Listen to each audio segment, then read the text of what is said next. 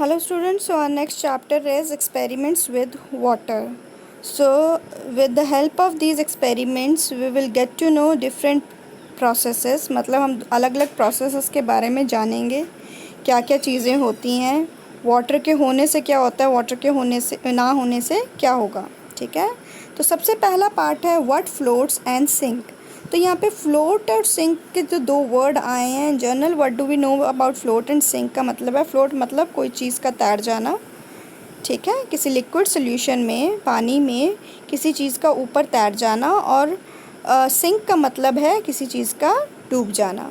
For example अगर हम देखें पानी रिवर है, नदी है, या एक बकेट में पानी लेते हैं और उसमें अगर हम एक पत्ता डालते हैं तो वो ऊपर तैर जाता है, और उसी जगह एक छोटा सा कंकर डालते हैं तो वो डूब जाता है। तो अब हम इसमें पढ़ेंगे कि कैसे वो सिंक और फ्लोट को हम एक एक्सपेरिमेंट के ज़रिए जान पाएंगे कि कौन कौन सी चीज़ें हैं जो सिंक होती हैं, कौन कौन सी चीज़ें हैं जो फ्लोट करती हैं।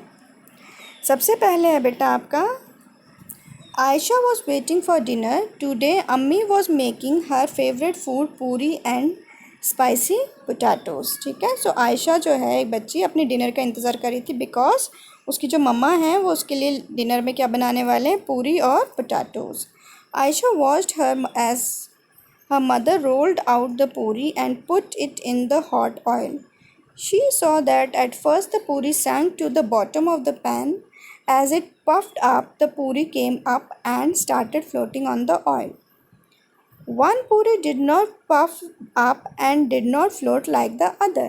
On seeing this, Aisha took some dough and rolled it into a ball. She flattened it and put it in the bowl of water. Alas, it sank to the bottom and stayed there. तो इसमें क्या हुआ बेटा, इस आयशा ने क्या किया, बच्ची ने देखा कि मम्मा जो पूरियाँ बना रही है, जब वो पहली बार उसको कढ़ाई में तेल में डाल रही तो पूरी अंदर डूब जा रही है, वो सिंक हो जा रही है। लेकिन जैसे वो फूल जा रही है तो वो ऊपर फ्लोट करने लग रही है। उसके चलते उसने देखा कि कोई एक पूरी थी जो नीचे डूबी रही, क्योंकि वो फूली ही नहीं, और मम्मा ने उसको वैसे ही निकाला। नेक्स्ट उसने क्या खुद कोशिश की, किसकी, एक उसने डो लिया, मतलब आटा थोड़ा सा लिया, और उसको उसने फ्लोट करके देखने की कोशिश की कि क्या होता है, और उसने उसको किस में डाल दिया, उसने उसमें डाल दिया एक पानी के बाउल में। तो क्या हुआ, वो आटा जो है पानी के बाउल में डूब गया। अब आपसे इससे जुड़े थोड़े से क्वेश्चंस पूछे जा रहे हैं। Ayesha put a puffed puri into a bowl of water, would it sink और फ्लोट। कि आयशा अगर फूली हुई पूरी को पानी में डालती तो क्या वो सिंक होती या फ्लोट। तो जैसे हमने ऊपर पढ़ा, जब पूरी फूलने के बाद वो फ्लोट हो रही तो इट विल फ्लोट। सेकंड है बेटा, you put a steel plate on water, would it sink और float, what would happen to a spoon. कि अगर आप स्टील प्लेट को पानी पे डालोगे तो क्या होगा। अगर स्टील प्लेट को आप ध्यान से सरफेस पे पानी पे डालोगे, धीरे से रखोगे पानी के ऊपर, तो वो फ्लोट करेगी, पर जो स्पून होता है वो उसमें डूब जाता है। ठीक है, would the cap of plastic bottle sink और float.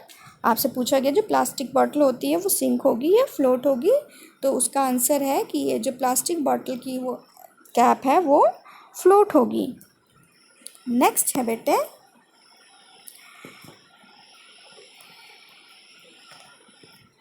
In the evening Aisha went for a bath. She had just come out when her mother called Aisha, "You have dropped the soap in the water again. Take it out and put in the soap case." Aisha was in a hurry and the soap case fell out of her hands. It started floating on the water. Aisha gently put the soap in the soap case. She saw that the case continued to float even with the soap in it. तो next morning उसने क्या observe किया बेटा, कि वो नहा रही थी और नहा के जैसे बाहर निकली होगी तो उसे मम्मा ने बोला कि बेटा आपने जो है सोप बकेट में ही छोड़ दिया, वो पानी में डूब गया है, तो उसको बाल्टी से निकालो और सोप का जो बॉक्स है उसमें रख दो। तो आयशा ने क्या किया, जब वो उसको बॉक्स में डालने वाली थी तो उससे गलती से वो सोप केस जो है वो पानी में गिर गया, और वो सोप केस प्लास्टिक का था तो वो तैरने शुरू हो गया, वो उस पर फ्लोट करने लग गया। तो उस लड़की ने क्या किया, आयशा ने उसको धीरे से सोप को भी लिया और उसके ऊपर रख दिया, किसके ऊपर, सोप केस पे। तो उसने क्या ऑब्जर्व किया कि पहले तो सोप जो है वो पानी में डूबा हुआ था, लेकिन अब जब उसने प्लास्टिक के उस पर सोप केस के ऊपर जब उसको रखा तो वो फ्लोट किया। Have you seen that some things float on water while other think how this happens? The poem here raises such questions. ठीक है, तो यहाँ पे आपसे पूछा जा रहा है कि क्या आपने भी ये सब चीज़ें ऑब्जर्व की हैं?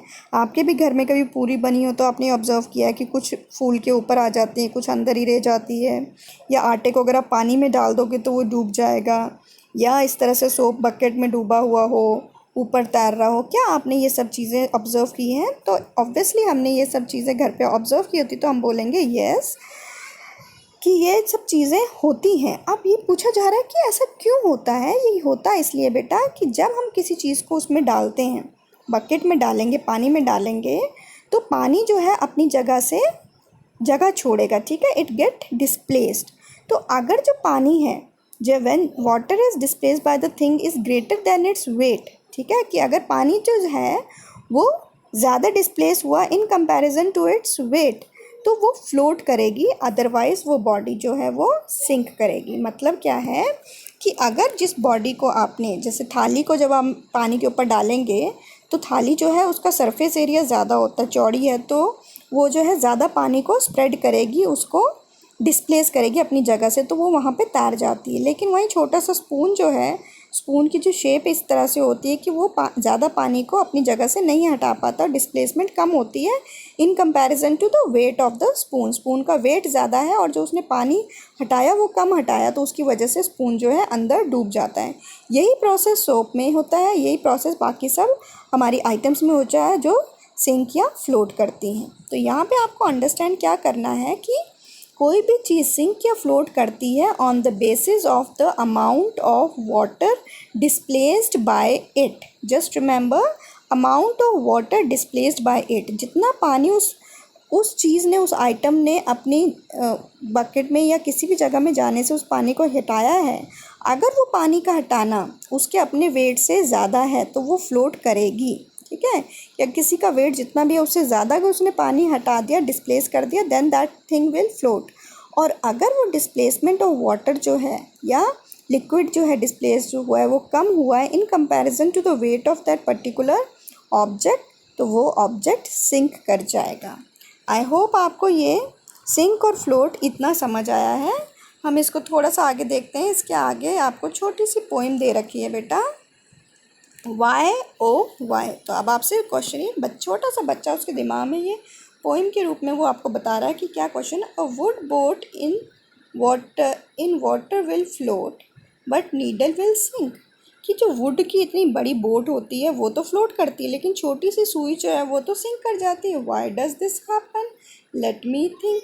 तो ऐसा क्यों होता है, मैं इसके बारे में सोचता हूँ। Then an iron ship will also float though it's much heavier than my boat। और इसके साथ साथ जो आयरन की बोट्स होती हैं जो आप टीवी में देखते हैं या आपने असल में भी देखी होंगी, जो बोट है वो लोहे की बनी होती हैं तो वो भी पानी में फ्लोट करती हैं। But a needle light as a leaf thin as a pin will sink right in. But जो छोटी सी सुई है, नीडल है, वो पत्ते की तरह हल्की होती है, पिन होती है पतली होती है, लेकिन फिर भी वो सिंक हो जाती है। Why does this happen, let me think. तो ये बच्चा इस बात को सोच रहा है कि अब मैं सोचूं कि एक बड़ी लकड़ी की बोट है या स्टील की या आयरन की बोट है वो सिंक हो रही है, लेकिन एक छोटी सी सुई जो है, जो वो बोट है वो फ्लोट हो रही है, लेकिन छोटी सी सुई जो है वो सिंक हो रही है। ऐसा क्यों होता है?